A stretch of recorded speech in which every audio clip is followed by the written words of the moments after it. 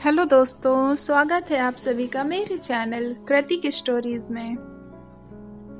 आज मैं आपको बताने वाली हूँ एक गरीब की कांवड़ यात्रा की बहुत ही प्यारी सी कहानी। महादेव की महिमा की कहानी है। अगर आप भी शिव भक्त हैं तो ये कहानी जरूर सुनिएगा, आपको ये कहानी जरूर अच्छी लगेगी। चलिए कहानी शुरू करते हैं। एक गांव में अमित अपनी पत्नी शोभा के साथ रहता था। अमित बहुत गरीब था, ना तो उसके पास जमीन थी और ऐसा अमित दिन भर मजदूरी करता था, जिससे उसके घर का गुजारा होता था। जिस दिन काम नहीं मिला उस दिन उसको खाने के लिए भी नहीं मिलता था।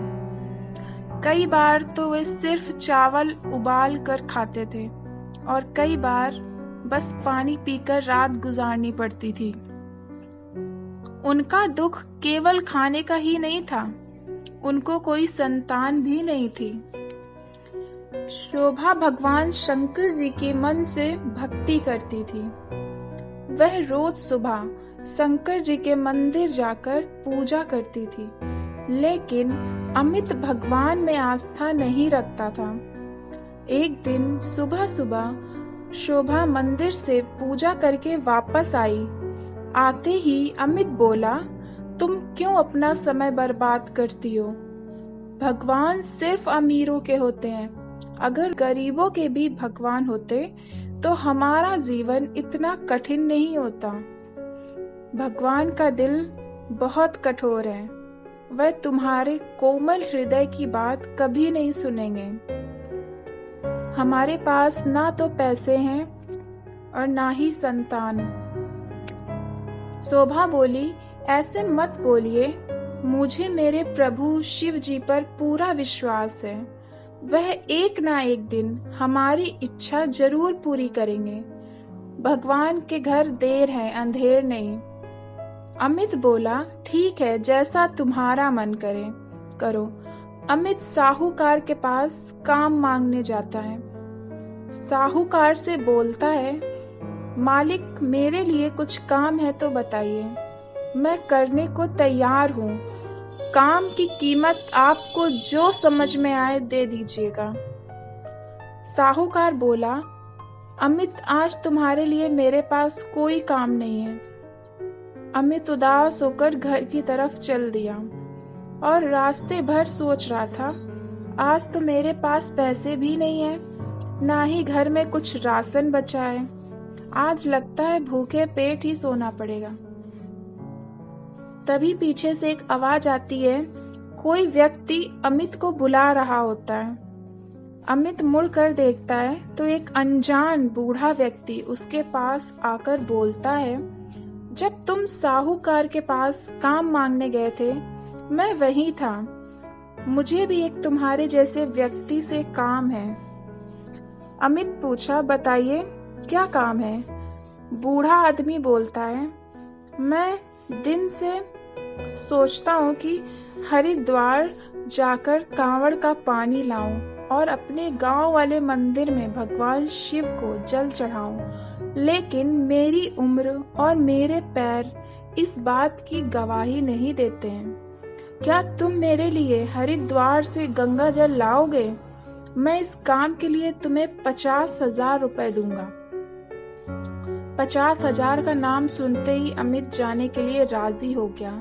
सोचा, इतने पैसे तो वह एक साथ कभी नहीं कमा पाएगा। बूढ़ा व्यक्ति बोला, कल सुबह तुम कांवड़ लेकर निकल जाना। जब वापस आओगे तो मैं तुम्हें साहूकार के पास ही मिलूंगा, वहीं जल लेकर तुम्हें पैसे दे दूंगा। उसने अमित को कुछ पैसे दिए, जिससे वह कांवड़ का सामान खरीद ले। अमित बहुत खुश था। वह घर जाकर शोभा को सारी बात बताता है। शोभा भी खुश हो गई और उसकी यात्रा की तैयारी में जुट गई। अगले दिन भोर में ही अमित घर से हरिद्वार के लिए निकल गया। 2 दिन की यात्रा के बाद हरिद्वार पहुंचकर कांवड़ में गंगा जल भरकर वापस आने लगा। रास्ते में उसे बहुत से लोग मिले जो जय भोले, बम बम भोले का जयकारा लगाते हुए अपनी यात्रा कर रहे थे। अमित तो सिर्फ पैसों के लिए ये यात्रा कर रहा था, लेकिन सबका देख वह भी जयकारा लगाते हुए यात्रा करने लगा। अमित लगभग अपनी यात्रा पूरी ही कर चुका था। कुछ ही देर में वह अपने गांव पहुंचने वाला था। तभी एक पेड़ के नीचे बैठा एक बूढ़ा व्यक्ति उसे बुलाने लगा और बोला, बेटा, मैं आंख से अंधा हूँ, भोजन की तलाश में रास्ता भटक गया हूँ। मुझे बहुत तेज प्यास लगी है, कृपा कर मुझे पानी पिला दो। अमित के पास पीने का पानी नहीं था। वह बड़ी दुविधा में पड़ गया था। अगर वह इस बूढ़े व्यक्ति को कांवड़ का पानी पिला देगा तो जिसके लिए वह जल लेकर आ रहा है वह उसे पैसे नहीं देगा और दोबारा हरिद्वार भी नहीं जा सकता। लेकिन उस अंधे व्यक्ति को प्यासा छोड़कर भी जाने के लिए उसका ज़मीर गवाही नहीं दे रहा था। वह सोचा, मैं बूढ़े व्यक्ति को बोल दूंगा, मैं गंगा जल नहीं ला सका, शायद मेरी किस्मत में पैसे कमाना नहीं लिखा है। अंत में वह उस अंधे व्यक्ति को पानी पिला देता है। अंधा व्यक्ति उसे आशीर्वाद देते हुए बोला, तुमने आज मेरी प्यास बुझाकर मेरी जान बचाई है, मेरे कठिन समय में मेरा साथ दिया, मुझे जल पिलाया। भगवान तुम्हें सुखी रखे और तुम्हारी सारी मुरादें पूरी करें। इसके बदले में मैं भी तुम्हें कुछ देना चाहता हूँ। यह पोटली लो और इसे अपने घर जाकर ही खोलना। अमित ने उनको धन्यवाद बोला और कहा, बाबा, आप अंधे हैं और शाम होने वाली है, चलिए मैं आपको घर छोड़ देता हूँ। अंधा आदमी बोला, बेटा, मैं घर चला जाऊंगा, तुम भी अपने घर जाओ, शोभा तुम्हारी राह देख रही होगी। अमित उनको प्रणाम कर अपने घर की तरफ चल दिया। थोड़ी ही देर में वह गांव पहुंच गया। सबसे पहले वह साहूकार के पास गया और साहूकार से पूछा, वह बूढ़े आदमी कहाँ है जिन्होंने मुझे जल लाने के लिए कहा था। साहूकार अमित को हैरान करने वाली नजर से देखकर बोला, मेरे यहाँ साहूकार बोला कि मेरे यहाँ बिना इजाजत के कोई भी काम नहीं कर सकता है। अमित को कुछ समझ में नहीं आ रहा था कि वह व्यक्ति मेरे पास कहाँ से आया और वो वहाँ पे काम नहीं करता। वह पूरे गांव में सबसे उस बूढ़े आदमी के बारे में पूछता है, लेकिन किसी को भी उस व्यक्ति के बारे में पता नहीं रहता है। वह वापस घर जाकर शोभा को सारी बातें बताता है। शोभा भी यह सब सुनकर हैरान हो जाती है। दोनों को कुछ समझ में नहीं आ रहा था कि यह सब क्या हो रहा है। शोभा को याद आता है कि अमित ने बताया था कि वह अंधा व्यक्ति उसका नाम लेकर अमित को घर जाने को बोला था। शोभा अमित से पूछती है, क्या उसने उस अंधे व्यक्ति को शोभा का नाम बताया था? अमित बोला, उसने शोभा का नाम नहीं बताया। शोभा पूछती है, फिर उसको मेरा नाम कैसे पता चला?